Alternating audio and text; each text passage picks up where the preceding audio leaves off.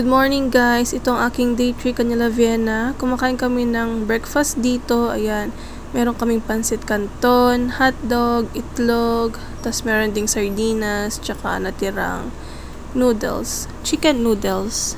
Tas kita nyo ba ang aming damit? Twinnie kaming dalawa dito ni Vienna eh. So ayan, kain lang tayo. After namin kumain ni Vienna, nag-decide muna kaming manood ng One Piece. So, ayan. Ito yung pinaka-hinihintay namin bago kami pumunta sa SSS. So, itong time na ito, mga hapon na kami nakarating. Tapos, ang cute lang ng pusa, guys. As in, tumabi siya. Ayan, oh. Ang cute lang niya. Tapos, natulog siya dyan ng matagal. Tapos, lumabas na si Vienna. Nagpasama siya sa akin dito sa nagpapaprint. Bale, pinrint lang namin yung copies niya doon sa SSS. Tapos, ang cute lang din ng mga aso dito sa loob.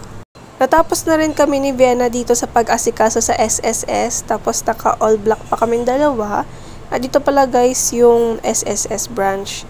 So, ayan. Naghintay na lang ako sa labas kay Vienna. Tapos siya, syempre, sa loob. Tapos guys, tumambay muna kami saglit dito sa Rocks and Tea kasi maaga pa naman. Walang masyadong ganap ngayong araw na ito, pero ayun, pumunta kami ng SM Bacoor para magpa-national ID si Vienna. So, nandito lang siya guys sa second floor. Natatakot akong mag-video dito, pero ayan, kinapala ko na rin yung mukha ko. Kung mapagalitan man, go lang. So, ayan si Vienna, meron siyang sinusulat na information dyan. Tapos, ayun, kinuha ko rin siya ng video dito sa pagkuha ng biometrics and all. So, ayan siya guys. Pumunta kami dito sa Akbil Graphic and Sign para ipalaminate yung temporary national ID ni Vienna. Tapos marami ka rin palang makita dito.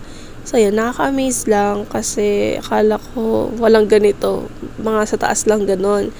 Tapos pumunta kami dito sa Dakasi para bumili ng milk tea. Tsaka dito na rin muna kami tumambay saglit. Another kain serye na naman tayo dito with Vienna. Ayan. Ang order pala dito niya ay cream Milo. At yung akin naman ay matcha red bean milk tea. Tapos kumakain din pala kami dito ng quesadilla sa pagkakaalam ko. Medyo di ko alam yung pangalan kasi sobrang haba. Tapos mozzarella pala siya. Mozzarella pala, sorry. Medyo nakakatawa nga dito eh kasi si Vienna akala niya hindi niya masistretch yung cheese niya dyan. Pero ayun, na-stretch din niya in the end of the video.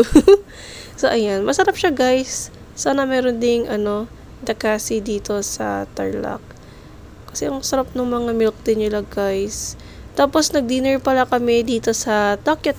So kain ulit tayo guys. Ang bilis ng araw guys. Bakit? Kasi day 5 ko na dito, Canela Vienna. Ayan, hindi kami umalis. Nasa bahay lang kami guys. Kaya typical lang na ayan, minom lang ako ng milk tea. Not everyday though. Tapos nung gabi, sinamanan ko si Vienna na bumili nitong snacks and drinks namin kasi mamaya manunod kami ng One Piece live action. Ayan, ongoing kasi yun. So, hindi pa namin natapos kahit na hanggang episode 8 pa lang yung series na yun, guys. Tapos ito pala yung price ng pinagbibili namin. Medyo kumuha pa niyan si Vienna. Kaya, yun, buti na lang sakto yung pera namin. So, ayan, stick pick lang sa pinapanood namin sa One Piece. Ito na yung part ni Usopp. Day 6 Canela Vienna at dumating na rin ang aking order sa Shopee. Yung mga binagbili ko scented candle lang naman siya guys. Kung saan ipangre-regalo ko siya. Ayun. Dalawa pa rin binili ko doon. Tapos yung design niya is pa-macaron. Ang cute lang kasi pagkain.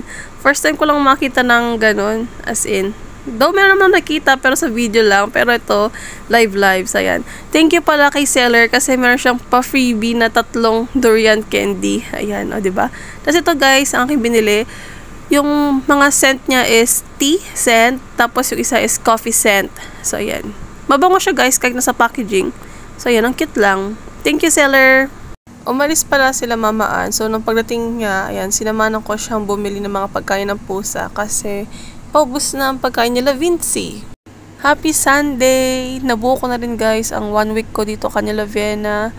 At yung misa pala dito nagsistart ng 9 AM. Kaya ayan, mga bandang 8:30 siguro to. Nakarating kami ng simbahan. Bale, malapit kasi yung fiesta na dito. Kaya ako napapansin yung daming mga banners. So ayun, natapos na rin ang misa at pauwi na rin kami. Siguro sa susunod, try kong videohan yung loob ng simbahan. Nag-order pala kami dito sa Wings and Chops ng aming dinner niyan.